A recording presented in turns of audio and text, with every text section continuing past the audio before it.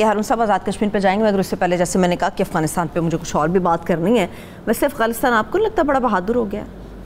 نہیں بہادر نہیں ہو گیا. تو وہ ایک کوا جو ہے نا وہ شیر درخت کے نیچے بیٹھا تھا, اس کو برا بھلا کہہ رہا تھا کہ تم کیسے جنگل کے بادشاہ ہو سکتے ہو, چیر پھاڑ کرتے ہو اور اب شکار کھانے کے بعد ایک بھنگ پے ہوئے آدمی کی طرح لیٹے ہوئے ہو, اور چیتے کو ہونا چاہیے, ہاتھی کو ہونا چاہیے, تم کون سے جنگل کا. وہ خاموش رہا. تو کسی جانور اور نے سنا تو اس نے کہا کہ کوا جو ہے گالیاں دے رہا ہے جہاں پلا آپ کو, اور آپ جواب نہیں دیتے. تو اس نے کہا کہ کوا نہیں, مجھے درخت کی بلندی گالیاں دے رہی ہے, وہ جانتا ہے کہ میں درخت پہ نہیں چڑھ سکتا.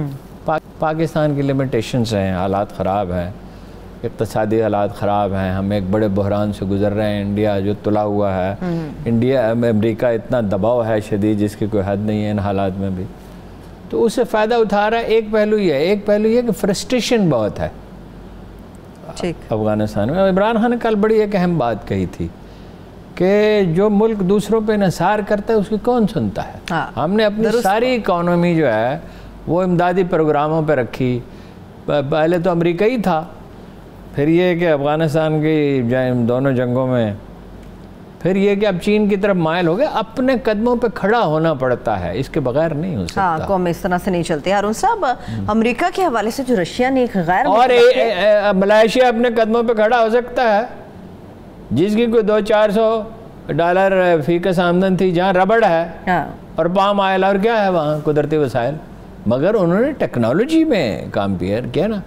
ترکی جو ہے جس کو یورپ کا مرد بیمار کہا جاتا تھا, اس کی معیشت نے ترقی کی. آج کل کچھ کرائسس ہے وہاں پہ, تو ہم کیوں نہیں کر سکتے؟ انڈونیشیا نے کی, ہم کیوں نہیں کر سکتے؟ ٹھیک. لیکن ہارون صاحب, امریکہ کے لیے بڑی ایک غیر متوقع قسم کی کہا جا رہا ہے پیشکش تھی جو رشیا نے کی, تو اسے ایکسیپٹ کیوں نہیں کیا؟ پیوٹن KGB کا سربراہ رہا نا, یہ کبھی نہ بھولیں. پیوٹن ایک نہایت کائیاں آدمی ہے, لیکن کب سے اقتدار میں ہے اور اقتدار اس کا برقرار ہے. وہ اڈے نہیں, جاسوسی اڈے. اچھا, دیٹ از دی ڈفرنس جو میں سمجھ سکا ہوں. تو وہ اس نے جواب نہیں دیا بائیڈن نے اس کا, اس لیے کہ مطلب یہ ہے کہ امریکہ تو اپنے آپ کو خدا سمجھتا ہے. وہ کہتے ہیں نیو ورلڈ آرڈر, دنیا کا نیا نظام. اور ہنری کیسنجر نے کہا تھا کہ قوموں کے مفادات نیشنل ہوتے ہیں, امریکہ کے گلوبل ہوتے ہیں. اور وہ فرانس کے جو ڈیگال تھے جن کو ایک عظیم مدبر مانا جاتا تھا, انہوں نے کہا کہ دنیا کے ہر ملک کا پڑوسی ہے. تو وہ کیسے روس کی پیشکش قبول کر لیں؟ پاکستان کو کوئی خسارہ ویسے نہیں ہے سچویشن میں. فائنلی اگر ٹھنڈے دل سے غور کریں, ہماری جو پوزیشن ہے نا جغرافیائی, جس کو اپنا تصویراتی اہمیت بھی کہہ سکتے ہیں, ہم انڈیا کے پڑوسی ہیں. انڈیا سینٹرل ایشیا میں داخل نہیں ہو سکتا ہمارے اوپر, ایران میں بھی نہیں ہو سکتا, سمندر کے راستے جانا پڑے گا نا. ہم ایران کے پڑوسی, ایران مڈل ایسٹ کا حصہ ہے. جی. ہم افغانستان کے پڑوسی ہیں اور افغانستان سے سینٹرل ایشیا شروع ہوتا ہے. جی ٹھیک ہے. ہم چین کے پڑوسی ہیں. پاکستان کے بغیر کچھ نہیں ہو سکتا. پاکستان کے چین کا بھی خسارہ اس میں نہیں ہے. وہ جو 4 کا گروپ بنایا ہے نا, جی, وہ متوازی ایک گروپ ہے نا. کنیکٹیوٹی اگر ہوتی ہے, یہ تو 30 کروڑ کی آبادی ہے جس میں 22 کروڑ تو پاکستان ہی ہے.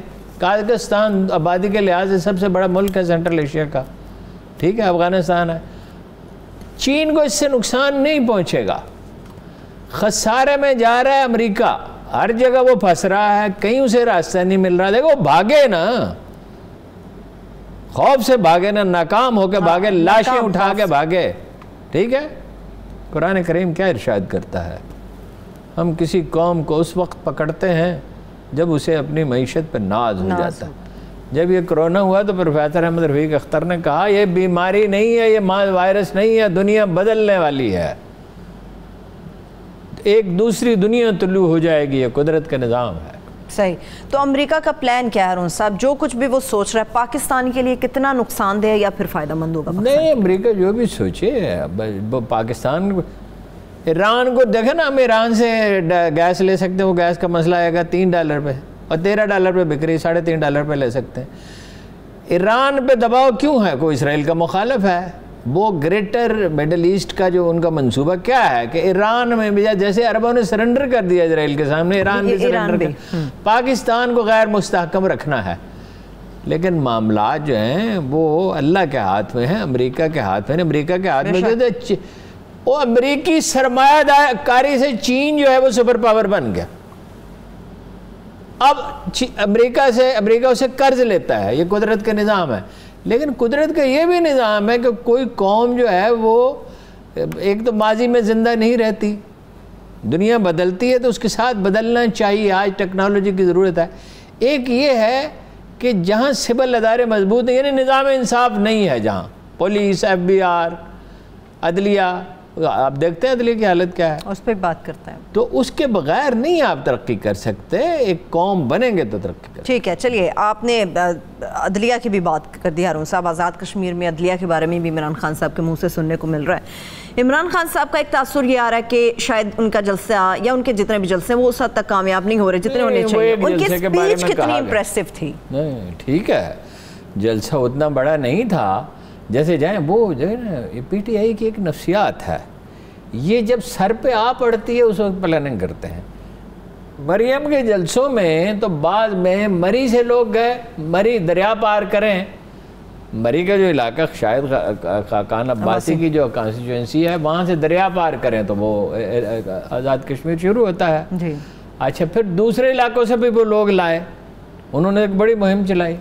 انہوں نے تیاری نہیں کی، انہوں نے تو اتنے عقل مند ہیں کہ علی امین گنڈاپور کو بھیجا جس نے بہت خرابیاں کی، خرابی پیدا کی. لیکن صرف جلسوں پہ نہیں فیصلہ ہوتا. صرف جلسوں پہ فیصلہ ہوتا تو 2013 کا جیسے میں نے کل کہا تھا الیکشن عمران خان جیتا. دیکھیے اس نے جو میسیج دیا وہ بہت سٹرانگ ہے. ایک تو اس نے مقبوضہ کشمیر کی، نہ بلاول نے بات کی اس طرح سے، نہ اس نے کی. مریم تو خیر تایا جان کا ذکر ہی نہیں نہ کرتی، انڈیا کے خلاف بات کریں گی ہی نہیں نا، سوال ہی نہیں پیدا ہوتا، آئندہ بھی نہیں کر. کلبھوشن کا نام نہیں لیتا تھا نواز شریف. بلاول نے بھی سارا فوکس عمران خان پہ رکھا، یعنی کشمیر میں انڈیا نے جو اقدامات کیے اس کے ذمہ دار مودی نہیں ہے، عمران خان صاحب. عمران خان ہے. عمران خان قصوروار ہے، اتنی بڑی سفارتی مہم نہیں چلائی، اسٹیبلشمنٹ قصوروار ہے. جو تنقید تو آپ کریں مگر تنقید جتنی ہو اتنی کریں نا، جو ان کو قصور ہے چلے اس میں کچھ مبالغہ کر لیں. اچھا، مگر یہ عمران خان کی وجہ سے ہوا جو کچھ ہوا 5 اگست کو. ٹھیک ہے، عمران خان جو میسیج دے رہا ہے وہ بڑا سٹرانگ ہے. آج تو ایک بات موصوف کہنا بھول ہی گئے، جو سب سے اہم نقطہ تھا وہ بھول ہی گئے. وہ کشمیری بڑے حیران ہوئے اس پہ، مجھے وہاں سے فون بھی آئے. ایک تو وہ مقبوضہ کشمیر میں مظالم کی جب بات کرتا ہے تو وہ یہ کہتا ہے کہ ہمیں فخر ہے تم پہ، تمہاری عظمت کو ہم سلام، تمام عالم اسلام کو فخر ہے اور تم غلام نہیں رہ سکتے. جلد ہم آ ملیں گے سینہ چاکانے چمن سے سینہ چاک. اور دوسرا وہ دیکھیے اس نے کہا ہیلتھ کارڈ، ہر خاندان میں ایک آدمی کو ٹیکنیکل تعلیم، ایجوکیشن، جس سے روزگار یقینی ہوتا ہے.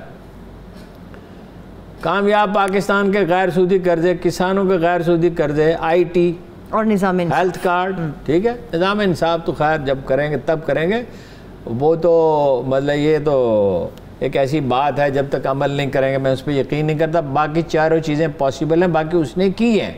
کامیاب پاکستان کے قرضے بھی، بغیر سودی قرضے کا بھی یہاں ابھی اگرچہ شروع ہی ہوا ہے سلسلہ. ہیلتھ کارڈ جو پختونخوا میں تقسیم ہوئے ہیں